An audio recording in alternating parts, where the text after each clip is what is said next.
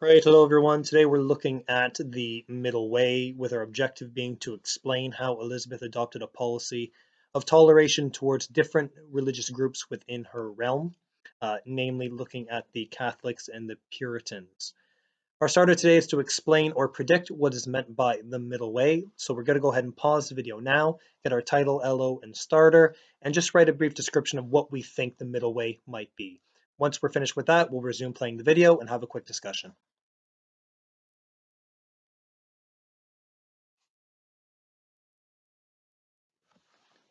So, looking at the middle way, we need to think of this as Elizabeth's essential appeasement, if we want to relate this back to what we know about Nazi Germany. Elizabeth has some people in her kingdom that she needs to keep happy, and some that she just needs to learn to tolerate and just learn to live alongside of.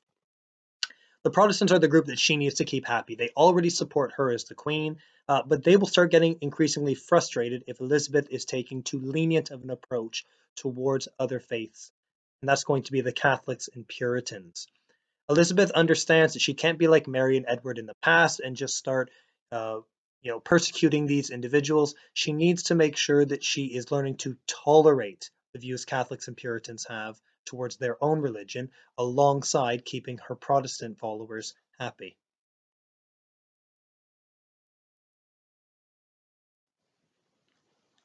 So now it's time to look at four key terms. Go ahead and open up your Elizabeth summary booklets. Head to the back to your Unit 4 glossary terms and go ahead and define regent, excommunicate, marry and exiles, and vestments. You can go ahead and use the textbook if you wish, or you can do these through a process of elimination.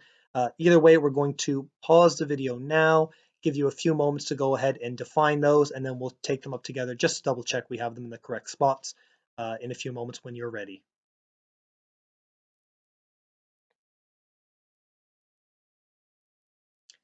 So you've had a little bit of time to look at regent, excommunicate, marry and exiles, and vestments. A regent is someone who governs while a monarch is underage.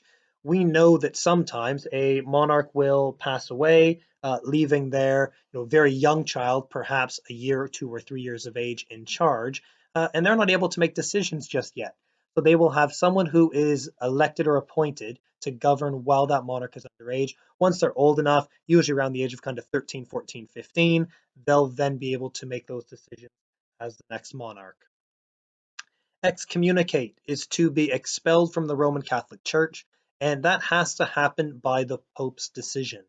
The Pope in Rome and Elizabeth, they really didn't get along very well. The Pope was Catholic, Elizabeth was Protestant, so we can imagine the issues they're going to have. And he might attempt, as we will find out, to expel Elizabeth from the Roman Catholic Church. The Marian exiles were a group of Protestants who fled abroad. They went to Geneva in Switzerland and Frankfurt in Germany, and kind of hid away while Mary I was the queen in 1553. They then decided once Mary died and there was a new monarch, preferably a Protestant one, it would be safe for them to return back to England. And the last is vestments. These are the fancy clothes worn by the clergy. Another word for clergy is a priest or a pastor or a vicar, these people who work in the church. Catholics really liked vestments because they were quite flashy. There was lots of gold and silk on them. Protestants, they weren't too bothered about these, but Puritans absolutely despised vestments and wanted them removed from the church entirely.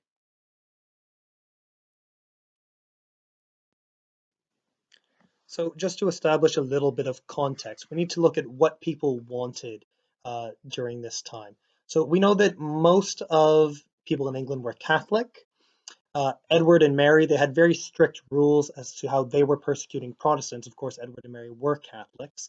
And Elizabeth wanted to take a much more lenient approach. She realized that these strict measures put in place by previous monarchs weren't well received by the public, and she wanted to be more well liked.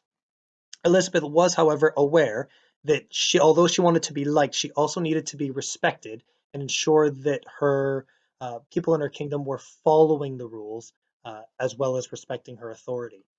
Her plan was to heal those religious divisions by creating one church. She called that the Church of England, which was actually set up by her father, Henry VIII. And this church would belong to everyone. It would have elements of the Catholic faith, Protestant faith, and Puritan faith inside.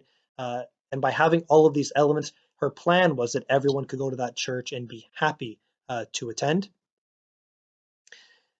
She would do so using what she called via media, or the middle way approach. And that's something we're going to go into a little bit more depth in a couple moments. So let's just put this information in our books. When we're ready, we will continue.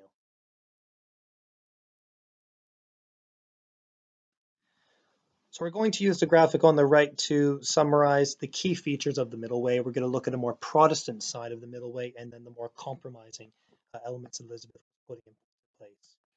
So the first thing we need to know is the Bible and church services would now be in English. Previously, they were in Latin, and this was a belief by Catholics of a way of essentially doing quality assurance. Only those who were trained to speak Latin, only those who were trained by the church could be able to deliver church services. The next element is the act of uniformity, and this is setting out the rules that everyone now must follow in the new Church of England. So this set out rules of church attendance, of what the insides of the church would look like, and the expectations of individuals while they were in the church. It also set out a rule towards recusants, and a recusant is someone who refuses to go to church. Almost like school, an attendance register would be taken on Sundays at church, and if someone was absent without a valid reason, they would then be referred on to the local courts, who could prosecute and fine them. Fines were initially set at 12p, which was kind of like saying, a week and a half, 2 weeks' wages. It went up to £20, which was an extortionate amount of money, and that was simply to try to discourage people from not attending church services. Anyone who was considered to be leading a Catholic plot, will later on talk about Babington plot, Throckmorton plot, these plots against the Queen's life, they could be executed, as well as any Catholic priest who was attempting to convert people from Protestantism to Catholicism. They could be executed as well. And there were two groups doing this. One were called the seminary priests. They came over from Flanders, so kind of areas of where current day Belgium and northern France are. And there were also the Jesuit priests who were trying to convert people from Catholicism. Going over to the more compromising side, we can call it, Elizabeth called herself Supreme Governor. Now, most monarchs would call themselves the head of the church. It's what Henry VIII did when he created the Church of England. But Elizabeth saw this as a bit of a danger. If she called herself the head of the church, she might make the Pope incredibly angry. And she didn't want to do that. She didn't want to get excommunicated from the church. So she called herself Supreme Governor to keep the Pope happy. She also allowed many elements of the Catholic faith to be kept in the church.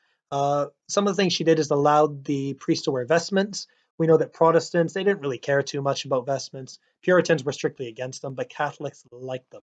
So she allowed the priests to keep the vestments. She also allowed them to keep candles and crosses in the church as well, when we know that Puritans and Protestants weren't too keen on having lots of decor inside the church. She did also permit the prayer book to be in Latin. This is not the Bible, but this is just a book that contains a series of prayers. And there were also changes to the communion service to incorporate more of those Catholic values, mainly around decor. We know that the communion service is where people consume bread and they drink wine. A Protestant does it just as a symbol. They say, the bread represents the body of Christ and the wine his blood. Puritans don't believe in it at all, but Catholics actually believe that the body of Christ was the bread and the blood of Christ was the wine. So she allowed them to keep the bread and wine for communion services, again, to keep them happy.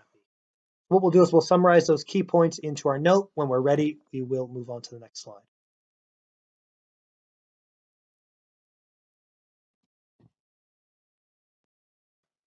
So we're going to do a little bit more investigation about the middle way. We'll need to turn to page 52 in our textbooks and copy out the 5 bullet points in your own words. And when you're finished that, go ahead and review the structure for an Elizabeth question 2, because we will be running through a practice question together. So let's take about 5 minutes or so, read through page 52, write out the 5 bullet points in your own words, and review the structure for Elizabeth question 2. You should have a sheet glued into the front cover of your book to help with this. When you're finished with that and ready, you can go ahead and resume playing the video.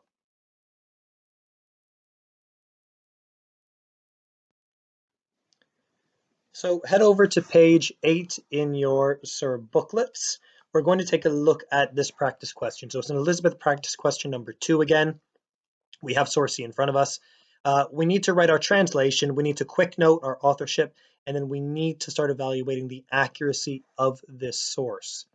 So start by writing your translation. So go through the source, be a Catholic queen she, I will not alter my religion with for which my dear mother has raised me, no matter what horrid and evil punishments may threaten me, myself, and the other good-natured citizens who serve God honestly, we will not give up our faith. And this is written by Thomas Wilton. He was a landowning man in London, giving a speech against the policies of Mary I in 1557. So do make sure that you're making note of the fact this is not regarding the policies of Elizabeth, it's regarding the policies of Mary I. Now our question is, to what extent? So how far, to what extent? Is this very accurate? Is it somewhat accurate? Or is it not accurate towards the attitudes of religion under the reign of Mary I? So go through that source line by line and write your translations out. We'll take that up in a couple moments. Quick note the authorship. So look at Thomas Wilton. What do we know about him? And then make a note of the accuracy. So when you are finished with that, you can go ahead and resume playing the video.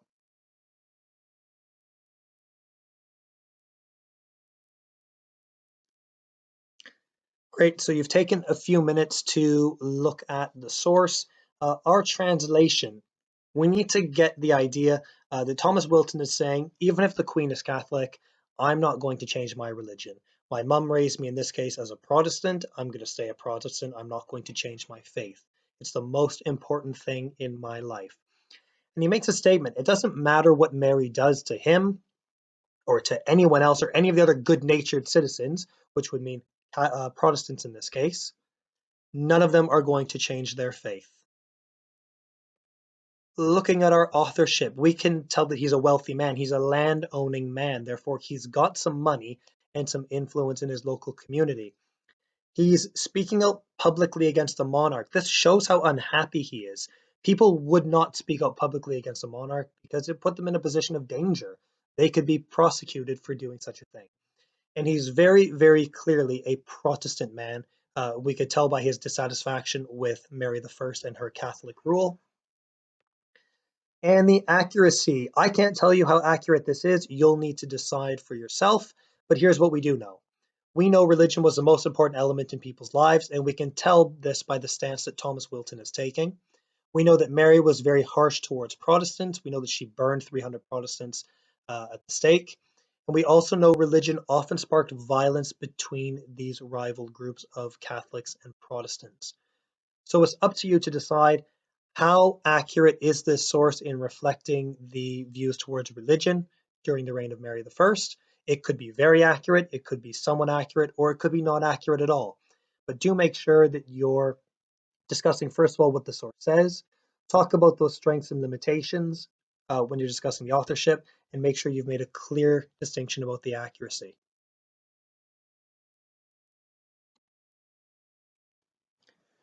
So we're just about ready to get underway with our practice question. On the screen, we can see a reminder of our structure. So in paragraph 1, we need to make a clear judgment about the accuracy of the source, and then we need to explain what it is telling us while setting some historical context, and we can use those statements like, at this time, I know that, to be able to establish what was happening in 1557. Paragraph 2, we jump into the strengths and limitations of the source, mainly looking at the authorship, so who wrote it. And paragraph 3, we need to make that final reminder to the examiner about our judgment, reiterating our most important reasons and our strongest evidence. Now, you'll have 8 minutes to go ahead and complete this. The screen will automatically advance after 8 minutes, and that will be a countdown timer just to see how much time you have remaining, and then a sample answer will appear for you to look at and do your SIR work on.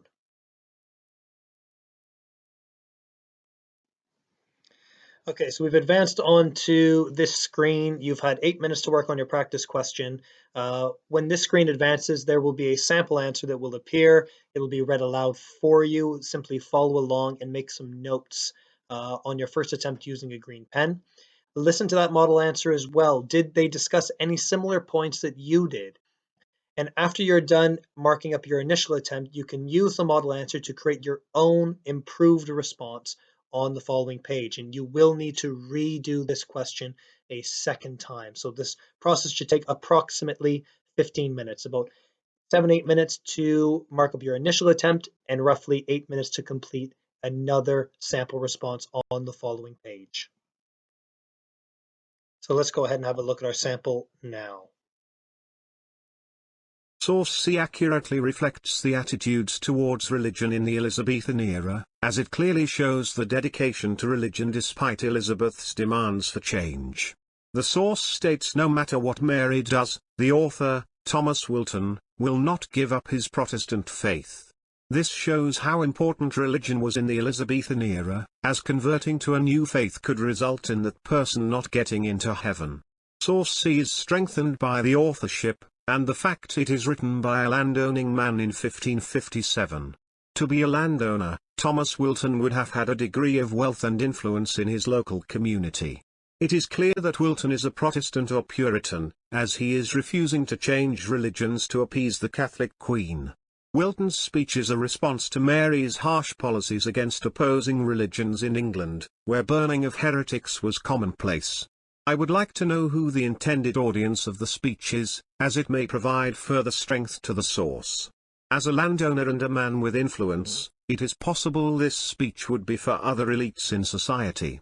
This helps to paint the image of the great importance religion had, as people were willing to resist religious change despite such dire consequences. It would also be useful to know if Wilton had issues with authority prior to his speech, or if he was previously in trouble to speaking out against the Queen.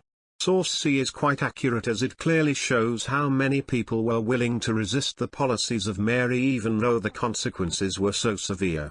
Furthermore, it helps to illustrate the importance of religion in people's lives as Wilton was willing to endure punishments for remaining loyal to his faith. Source C accurately reflects the attitudes towards religion in the Elizabethan era, as it clearly shows the dedication to religion despite Elizabeth's demands for change.